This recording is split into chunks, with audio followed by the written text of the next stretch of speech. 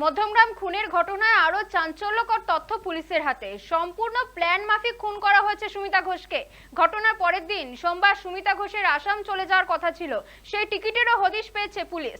তার আগে রবিবার সন্ধ্যায় তাকে খুন করা হয়। ফলে সোমবার দিন পার করে ফেলতে পারলে সুমিতা ঘোষের মৃত্যুর জন্য তারা দায়ী থাকবে না, এমনটা ভেবেই দেহ সরাতে ব্যস্ত ছিল তারা।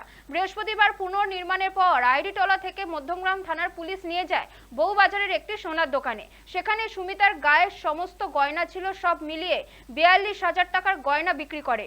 আবার সেই টাকা নিয়ে অন্য একটি দোকানে গিয়ে নতুন গয়না অর্ডার দেয় 2,53,000 টাকা সুমিতারই নামে। সেই দোকানে সুমিতার মোবাইল থেকে অনলাইনে 50,000 টাকা অগ্রিম জমা দেয়। ওই ঘটনার বিল সুমিতার নামেই হয়। যখন এই বিল হচ্ছে তখন সুমিতা ঘোষ মৃত অবস্থায় তার বাড়ির বারান্দায় শুয়ে আছে। আবার ওই দিনই সুমিতার আসাম চলে যাওয়ার কথা। শুধুমাত্র বডিটা যদি ঠিক করে সরিয়ে দিতে পারতো মা আর মেয়ে, তাহলে সুমিতার সঙ্গে তাদের কানেকশন সোমবারই শেষ হয়ে যেত। এমনটাই পরিকল্পনা ছিল মা ও মেয়ের, জানিয়েছে পুলিশ।